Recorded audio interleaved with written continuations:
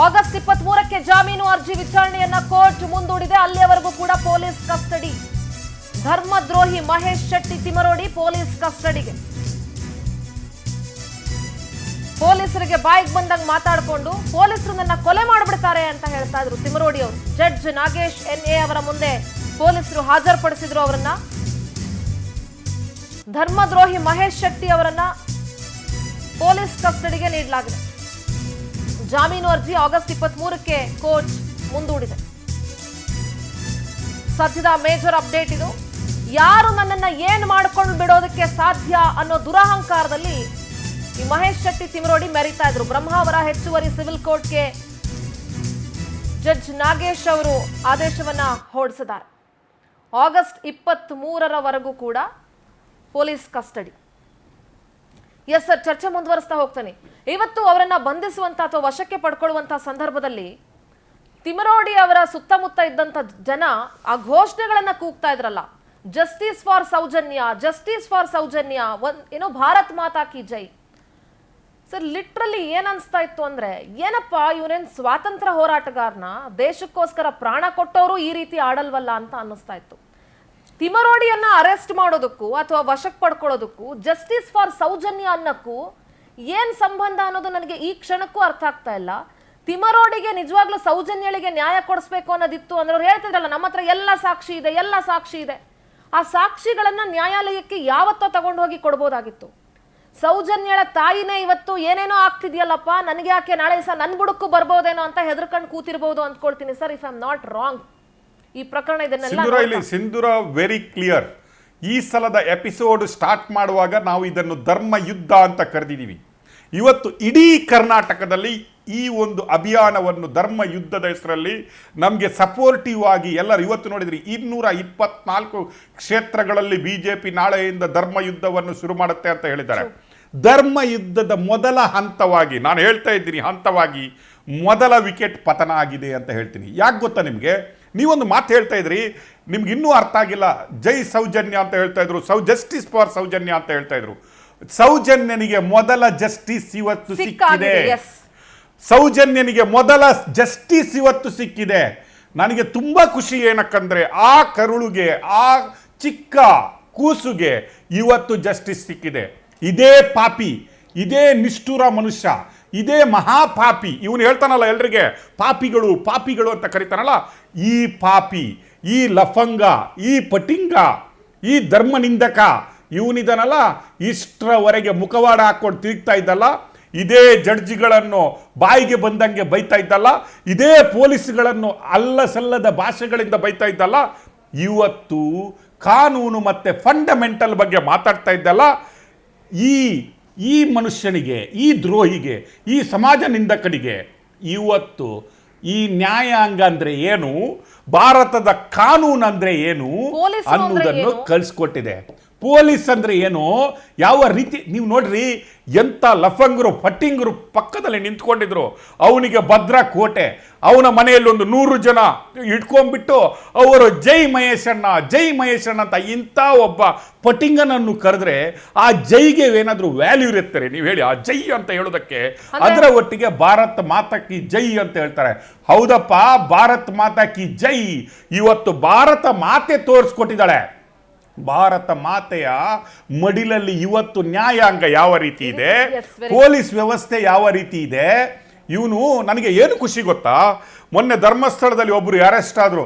ನಮ್ಮ ಒಬ್ರು ಸಾಫಲ್ಯ ಅಂತ ಯಾರು ಯೂಟ್ಯೂಬರ್ಗಳಿಗೆ ಹೊಡಿಲಿಕ್ಕೆ ಹೋಗ್ಬಿಟ್ಟು ಇದಾಗ್ತಾರಂತ ಏನೋ ಅವ್ರು ಅಲ್ಲಿದ್ರಂತ ಅವರನ್ನ ಅರೆಸ್ಟ್ ಮಾಡಿದ್ರು. ಅವರು ಜೈಲಿಗೆ ಹೋದಾಗ ಸಂಭ್ರಮಿಸಿದ್ರು. ಈ ನಾಯಿಗಳಿದಲ್ವಲ್ಲ, ಪೋಸ್ಟರ್ ಹಾಕ್ಬಿಟ್ಟು ಸಂಭ್ರಮಿಸಿದ್ರು. ಇವತ್ತು ಸಂಭ್ರಮಿಸಬೇಕು ನಿನ್ನ ಸರ್. ಅವ್ರ ಆ ಭಾಗದಲ್ಲಿ ಇವ್ರ ಆಟ ಟಾಪ್ಗಳಿಗೆ ಯಾರು ಬ್ರೇಕ್ ಹಾಕವ್ರೆ ಇಲ್ಲ ಅನ್ನಂಗ. ಇಲ್ಲ, ಮೊದಲ ಬ್ರೇಕ್ ಈ ಶಿಖಂಡಿಗೆ ಮೊದಲ ಬ್ರೇಕ್. ನಾನು ಹೇಳ್ತಾ ಇದ್ದೀನಿ, ಇವನ ಅಹಂಕಾರ ಅಟ್ಟಹಾಸ ಮೀರಿ ಹೋಗಿತ್ತು. ದೇವರು ಮಂಜುನಾಥ ಮತ್ತೆ ಅಣ್ಣಪ್ಪನು ಕಾಯ್ತಾ ಇದ್ದೆ, ದೇವರು ಮತ್ತೆ ಅಣ್ಣಪ್ಪನು ಕಾಯ್ತಾ ಇದ್ದ. ಈ ಒಂದು 99 ಆಗ್ಲಿ 100 ಆಗ್ಲಿ, 100 ಆದ್ಮೇಲೆ ನಾನು ನೋಡ್ತೇನೆ ಅಂತ ಇವತ್ತು ಕಣ್ಣು ಓಪನ್ ಆಗಿದೆ. ಇವತ್ತು ನನಗೆ ಅನಿಸ್ತಾ ಇದೆ ಮಂಜುನಾಥ 3ನೇ ಕಣ್ಣನ್ನು ಇವನ ಮೇಲೆ ಬಿಟ್ಟಿದ್ದಾನೆ ಅಂತ. ಅಹಂಕಾರದ ಪರಭಾವದಿ ಅವನೊಬ್ಬ ಮೆಟ್ಟಣ್ಣವರ ನೀವು ನೋಡ್ತಿರಲ್ಲ, ಅಲ್ಲಿನೂ ಕೂಡ ಅವನು ಯಾವ ರೀತಿಯಾಗಿ ಮೆರವಣಿಗೆಯಲ್ಲಿ ಹೋಗುವ ಸ್ಟೈಲ್ ನೋಡಿ ಇವನನ್ನು. ಇವತ್ತಿನಿಂದ ಇವನಿಗೆ ದರ್ಶನ ಆಗುತ್ತೆ. ನಾನು ಹೇಳ್ತೀನಲ್ವಾ, ನಾನು ನಿಮಗೆ ಮೊನ್ನೆಯಿಂದ ಹೇಳ್ತಾ ಇದ್ದೆ 180 ಡಿಗ್ರಿ ಆಯಿತು, ಇನ್ನು 180 ಡಿಗ್ರಿ ಇದೆ ಅಂತ. ಇವರು 12 ವರ್ಷ ಆಡಿದ್ದೆ ಆಟ. ಆ ಬುರುಡೆ ಹಿಡ್ಕೊಂಡು ಒಬ್ಬನ್ ಕರ್ಸಿದ್ರಲ್ಲ ಸರ್, ಆ ಭೀಮನ್ನ, ಈಗ ಅವ್ರ ಮನೆಯವರೆಲ್ಲ ಹೇಳ್ತಾ ಇದಾರೆ ಅವ್ನು ಚಿನ್ನಯ್ಯ ಅಂತ ಅವ್ನ ಹೆಸರು ಅಂತ ಹೇಳಿ.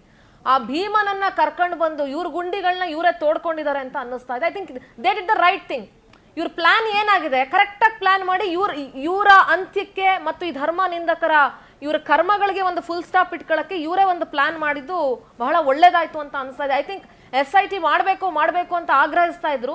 ಇವ್ರು ಅನ್ಕೊಂಡಿರ್ಲಿಲ್ಲ ನಿಜವಾಗ್ಲೂ ಸರ್ಕಾರ SIT ಫಾರ್ಮ್ ಮಾಡುತ್ತೆ ಅಂತ. ಬಟ್ ಸರ್ಕಾರ ಇವ್ರಿಗೆ ಉಲ್ಟಾ ಹೊಡೆದು SIT ಫಾರ್ಮ್ ಮಾಡ್ಬಿಡ್ತು. ನಾನು SIT ಫಾರ್ಮೇಶನ್ ಒಂದು ಕಡೆ ಆದ್ರೆ, ತಲೆಬುರುಡೆ ಒಂದು ಕಡೆ ಆದ್ರೆ, ಈ ಸಮಾಜ ದ್ರೋಹಿ ಇದನಲ್ವಾ, ಧರ್ಮ ದ್ರೋಹಿ ಇದನಲ್ವಾ. ಸಿಗ್ತಾ ಇದೆ ಸರ್, ಪೊಲೀಸ್ ಕಸ್ಟಡಿ ಅಂತ ಇತ್ತು, ಆದ್ರೆ ಈಗ ಮಹೇಶ್ ಶೆಟ್ಟಿ ತಿಮರೋಡಿಗೆ ನ್ಯಾಯಾಂಗ ಬಂಧನ, ಜೈಲು ಪಾಲು. 14 ದಿನ ನ್ಯಾಯಾಂಗ ಬಂಧನ, 2-3 ದಿನ ಪೊಲೀಸ್ ಕಸ್ಟಡಿ ಅಲ್ಲ. ಈಗ ಬರ್ತಾ ಇರುವಂತ ಅಪ್ಡೇಟ್ ಇದು, ನ್ಯಾಯಾಂಗ ಬಂಧನ ವಿಧಿಸಿದ್ದಾರೆ. ಧರ್ಮದ್ರೋಹಿ, ಧರ್ಮ ನಿಂದಕ ಮಹೇಶ್ ಶೆಟ್ಟಿ ತಿಮರೋಡಿ ಜೈಲು ಪಾಲು, 14 ದಿನ ನ್ಯಾಯಾಂಗ ಬಂಧನದಲ್ಲಿರಬೇಕು. 14 ದಿನಗಳ ಕಾಲ ತಿಮರೋಡಿಗೆ ಜೈಲೇ ಗತಿ. ಈಗ ಪಕ್ಕದಲ್ಲೆಲ್ಲ ನಿಂತ್ಕೊಂಡಿದ್ರಲ್ಲ, ಈಗ ಜೈಕಾರ ಕೂಗಿ,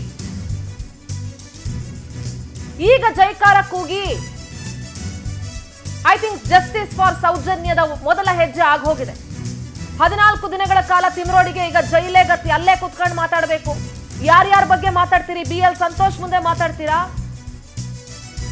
ನ್ಯಾಯಮೂರ್ತಿಗಳಾದಂತಹ ನಾಗೇಶ್ ಅವರ ಮುಂದೆ ಪೊಲೀಸರು ಹಾಜರುಪಡಿಸಿದ್ರು ಬ್ರಹ್ಮಾವರ ಹೆಚ್ಚುವರಿ ಸಿವಿಲ್ ಕೋರ್ಟ್ಗೆ. ಅಲ್ಲಿನ ಜಡ್ಜ್ ನಾಗೇಶ್ ಅವರು ಆದೇಶ ಹೊರಡಿಸಿದ್ದಾರೆ. ಉಜಿರೆಯ ಮಹೇಶ್ ಶೆಟ್ಟಿ ಅವರ ಮನೆಯಲ್ಲೇ ಪೊಲೀಸರು ಆತನನ್ನ ಬಂಧಿಸಿದ್ರು. 2 ಸಲ ನೋಟಿಸ್ ಕೊಟ್ಟು ಮರ್ಯಾದೆಯಿಂದ ವಿಚಾರಣೆಗೆ ಬನ್ನಿ ಅಂತ, ಬಹಳ ಗೌರವಯುತವಾಗಿ ಪೊಲೀಸರು ಮಹೇಶ್ ಶೆಟ್ಟಿಗೆ ವಿಚಾರಣೆಗೆ ಬನ್ನಿ ಅಂತ ಕರೆದಿದ್ರು. ನೋಟಿಸ್ ಅನ್ನ ಕೊಟ್ಟು ಒಂದಲ್ಲ 2 ಸಲ ನೋಟಿಸ್ ಕೊಟ್ಟು ಕರೆದಿದ್ರು ಮಹೇಶ್ ಶೆಟ್ಟಿಯನ್ನ, ವಿಚಾರಣೆಗೆ ಬನ್ನಿ ನೀವು ಅಂತ ಹೇಳಿ. ಆದ್ರೆ ದುರಹಂಕಾರ, ಯಾರು ಏನ್ ಮಾಡ್ಬಿಡ್ತಾರೆ, ಹೇ ಯಾವ ನೋಟಿಸ್ಗೆ ನಾನೇನ್ ತಲೆ ಕೆಡಿಸ್ಕೊಳ್ಬೇಕು ಅನ್ನುವಂಥ ಧೋರಣೆಯಲ್ಲಿ ಮಹೇಶ್ ಶೆಟ್ಟಿ ಇದ್ರು.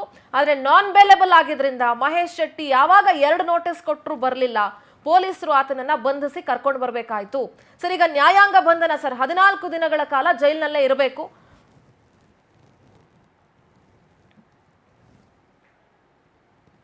ಸರ್, ನಿಮ್ಮ ಆಡಿಯೋ ಕೇಳಿಸ್ತಿಲ್ಲ. Yes sir. First of all, ಈಗ ನಾನು ಹೇಳ್ತಾ ಇರೋದು 12 ವರ್ಷದ ನಂತರ ಮೊದಲ ಬಾರಿಗೆ ಸೌಜನ್ಯನಿಗೆ ಜಸ್ಟಿಸ್ ಸಿಕ್ಕಿದೆ. ಮೊದಲ ಬಾರಿಗೆ ಸೌಜನ್ಯನಿಗೆ ಜಯ ಸಿಕ್ಕಿದೆ. ಮೊದಲ ಬಾರಿಗೆ ಆ ಮಗುವಿಗೆ ನ್ಯಾಯ ಸಿಕ್ಕಿದೆ. ಇವನಂತ ಮಹಾಪಾಪಿನೇ ಆ ಮಗುವಿಗೆ ನ್ಯಾಯ ಕೊಡದಂಗೆ ಮಾಡಿದ್ದು. ಇವನಂತಹ ಒಬ್ಬ ಲಫಂಗ ಪಟಿಂಗ ತನ್ನ ಹೊಟ್ಟೆಪಾಡಿಗಾಗಿ ಸೌಜನ್ಯನ ರೇಪ್ ಮರ್ಡರನ್ನು ಯೂಸ್ ಮಾಡಿಕೊಂಡು ಆ ಒಂದು ಕೇಸನ್ನು ಏನೋ ದಾರಿ ತಪ್ಪಿಸಿ ಬದುಕಿದ ಈತ ಇವತ್ತು ಸೌಜನ್ಯನಿಗೆ ನ್ಯಾಯ ಸಿಕ್ಕಿದೆ. ಇವನ ಒಂದೇ ದಿನದ ನ್ಯಾಯಾಂಗ ಬಂಧನ ಬೇಕಾದರೆ ಆಗಿರಲಿ. ಬಟ್ ಈಗ ನಾಳೆ ನ್ಯಾಯಾಂಗ ಬಂಧನ ಅಂದರೆ 14 ದಿನ ಮಿನಿಮಮ್ ಕೊಟ್ಟಿರ್ತಾರೆ. ಈಗ ನಾಳೆ ಅವರು ಬೇಲ್ ಪ್ರೊಸೆಸ್ ಮಾಡ್ಬೋದು. ಆರ್ಗ್ಯುಮೆಂಟ್ ಇದೆ, ಆಬ್ಜೆಕ್ಷನ್ ಇದೆ. ಅದರ ಮೇಲೆ ಇನ್ನು ಪೊಲೀಸ್ ಅವರು ಕಸ್ಟಡಿ ಕೇಳ್ತಾರಾ ಇಲ್ಲ ಅನ್ನೋದು ನೆಕ್ಸ್ಟ್ ನ್ಯಾಯಾಂಗದ ವ್ಯವಸ್ಥೆಯಲ್ಲಿರುವ ಕಾನೂನುಗಳದು.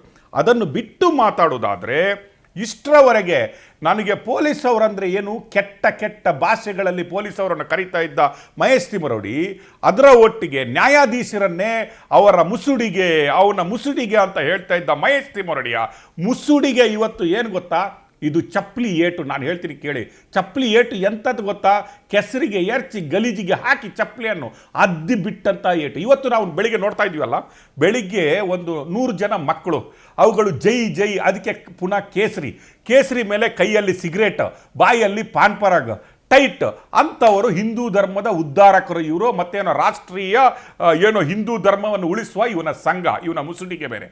ಇವತ್ತು ಗೊತ್ತಾಗತ್ತೆ ಭಾರತದಲ್ಲಿ ಕಾನೂನಂತೆ, ಭಾರತದಲ್ಲಿ ಇವನಿಗೊಬ್ಬರಿಗೆ ಮಾತಾಡಲಿಕ್ಕೆ ಫಂಡಮೆಂಟಲ್ ರೈಟ್ ಅಂತೆ. ಯಾರಿಗೆ ಹೆಂಗೆ ಫಂಡಮೆಂಟಲ್ ರೈಟ್ ಯೂಸ್ ಮಾಡಬಹುದು ಅನ್ನೋದನ್ನು ಇವತ್ತು ಮಹೇಶ್ ತಿಮರೋಡಿಗೆ ಭಾರತ ಕಾನೂನು ತೋರಿಸ್ಕೊಟ್ಟಿದೆ. ನಾನು ಹೇಳ್ತಾ ಇರೋದು, ನಮ್ಮ ಫುಲ್ ಪ್ಲೇಟ್ ಬ್ರೇಕಿಂಗ್ ಏನಿಡಬೇಕು ಗೊತ್ತಾ, ಸೌಜನ್ಯನಿಗೆ 12 ವರ್ಷದ ನಂತರ ಸಿಕ್ಕಿದ ಮೊದಲ ಜಯ ಅಂತ ಇರಬೇಕು. ಮಹೇಶ್ ತಿಮರೋಡಿ ನ್ಯಾಯಾಂಗ ಬಂಧನಕ್ಕೆ ಅಂತ ಹಾಕಬೇಕು. That should be our breaking news today. ನಾನು ಹೇಳ್ತಾ ಇದ್ದೀನಿ ಕೇಳಿ. BL ಸಂತೋಷ್ ಅಂತಹ ಒಂದು ಹೆಮ್ಮೆಯ ಪುತ್ರ, ಭಾರತದ ಹೆಮ್ಮೆಯ ಪುತ್ರ ರೀ, ಉಡುಪಿಯಲ್ಲಿ ಹುಟ್ಟಿದ್ರು, ದೆಹಲಿಗೆ ಹೋಗಲಿಕ್ಕೆ ಯಾವ ಶ್ರಮ ಬಿಟ್ಟು ಫ್ಯಾಮಿಲಿಗಳಿಲ್ಲದೆ ಇಡೀ ದೇಶಕ್ಕಾಗಿ ತನ್ನನ್ನು ಸಮರ್ಪಣೆ ಮಾಡಿಕೊಂಡವರ ಬಗ್ಗೆ ಇವನು ಯಾವುದೋ ಒಂದು ಯೂಟ್ಯೂಬ್ಗಳಲ್ಲಿ ಕೂತ್ಕೊಂಡು ಮನೆಯಲ್ಲಿ ಅಡಗಿಕೊಂಡು ಬಾಯಿಗೆ ಬಂದಂಥ ಮಾತುಗಳನ್ನು ಆಡ್ತಾನಂದರೆ ಇವನು ಇರಬೇಕಾದ ಜಾಗಕ್ಕೆ ಇವತ್ತು ಕಳಿಸ್ಕೊಟ್ಟಿದ್ದಾರೆ ಭಾರತದ ಕಾನೂನು. ನೀವು ನೋಡಿದ್ರಿ ಸಿದ್ದರಾಮಯ್ಯ ಬಗ್ಗೆ ಯಾವ ರೀತಿ ಮಾತಾಡ್ತಾರೆ, DK ಶಿವಕುಮಾರ್ ಬಗ್ಗೆ ಈ ಲಫಂಗರು ಕೂತ್ಕೊಂಡು ಯಾವ ರೀತಿ ಮಾತಾಡ್ತಾರೆ, ನಮ್ಮ ಗೃಹ ಮಂತ್ರಿಗಳ ಬಗ್ಗೆ ಮಾತಾಡ್ತಾರೆ, ಮೋದಿಯವರ ಬಗ್ಗೆ ಮಾತಾಡ್ತಾರೆ, ನ್ಯಾಯಾಧೀಶರ ಬಗ್ಗೆ ಮಾತಾಡ್ತಾರೆ, ಪೂಜ್ಯ ಕಾವಂತರ ಬಗ್ಗೆ ಮಾತಾಡ್ತಾರೆ. ಅದು ಮಾತ್ರ ಅಲ್ಲ, ಧರ್ಮಸ್ಥಳದ ಪರ ಯಾರಾದರೂ ನಿಂತರೆ ಅವರು ಯಾವ ರೀತಿಯ ಎಚ್ಚರಿಕೆ ಕೊಡ್ತಾರಂದರೆ, ನಿಮ್ಮ ಪರ್ಸ್ನಲ್ ಮಾತಾಡ್ತೀವಿ, ನಿಮ್ಮ ಬಗ್ಗೆ ಅವಹೇಳನ ಮಾಡಿ ಮಾತಾಡ್ತೀವಿ, ನಿಮ್ಮ ಫ್ಯಾಮಿಲಿಗಳ ಬಗ್ಗೆ ಮಾತಾಡ್ತೀವಿ, ಏನು ಮಾಡ್ತೀರಿ ಅನ್ನುವಾಯಿತು. ಏನು ಮಾಡಬಹುದು ಅನ್ನುವ ಕಾನೂನು ಏನು ಮಾಡಬಹುದು, ನಿನ್ನಂಥ ಲಫಂಗನಿಗೆ ಅದು ಒಂದೇ ನಿಮಿಷ ಅನ್ನೋದನ್ನು ಇವತ್ತು ನಮ್ಮ ಕಾನೂನು ತೋರಿಸ್ಕೊಟ್ಟಿದೆ. That is what I said. 12 ವರ್ಷದ ನಂತರ ಸೌಜನ್ಯನಿಗೆ ಮೊದಲ ಜಯ ಸಿಕ್ಕಿದೆ. We should celebrate this. ಯಾಕೆ ನಾವು ಸೆಲೆಬ್ರೇಟ್ ಮಾಡ್ಬೇಕಂತ ಹೇಳ್ತೇವೆ? ಸೌಜನ್ಯ ಹೋರಾಟಕ್ಕೆ ಇವತ್ತು ಜಯ ಸಿಕ್ಕಿದೆ. ನಾವು ಹೇಳಿದ್ವಿ ಕ್ಷಮಿಸು ಸೌಜನ್ಯ ಅಂತ. ಯಾಕೆ ಹೇಳಿದ್ವಿ ಅಂದರೆ, ಇಂಥ ಲಫಂಗರು, ಇಂಥ ಒಬ್ಬ ಪಟಿಂಗ ಅವಳ ತಾಯಿಯನ್ನೇ ತನ್ನೊಟ್ಟಿಗೆ ಬುಟ್ಟಿಯಲ್ಲಿ ಹಾಕೊಂಡ್ಬಿಟ್ಟು, ಉಳಿದವರನ್ನೆಲ್ಲ ಬುಟ್ಟಿಯಲ್ಲಿ ಹಾಕೊಂಡ್ಬಿಟ್ಟು, ಒಂದು ನಕ್ಸಲೈಟ್ ಮಾವೋವಾದಿ ಎಲ್ಲರನ್ನು ವ್ಯೂಹ ಮಾಡ್ಕೊಂಡ್ಬಿಟ್ಟು, ಧರ್ಮವನ್ನು ಮತ್ತೆ ಧರ್ಮಸ್ಥಳವನ್ನು ಟಾರ್ಗೆಟ್ ಮಾಡುವ ರೀತಿಯಲ್ಲಿ ತಾನು ಸೌಜನ್ಯಳ ರೇಪ್ ಮತ್ತು ಮರ್ಡರನ್ನು ಹಾಕೊಂಡ್ಬಿಟ್ಟು ತನ್ನ ಬದುಕು ಕಟ್ಟಲಿಕ್ಕೆ ಹೋಗಿದ್ದಲ್ಲ, ಧರ್ಮಸ್ಥಳಕ್ಕೆ ಒಂದು ಪರ್ಯಾಯ ಪೀಠ ಮಾಡಿ ನಾನೂ ಒಬ್ಬ ಪೀಠಾಧಿಪತಿಯಾಗಿ ಕೂತ್ಕೊಳ್ತೀನಿ ಅಂತ ಹೇಳ್ತಾ ಇದ್ದಲ್ಲ, ಈ ಪಟಿಂಗನಿಗೆ ಇವತ್ತು ಭಾರತದ ಕಾನೂನು ಏನಿದೆ ಅಂತ ತೋರಿಸ್ಕೊಟ್ಟೆ.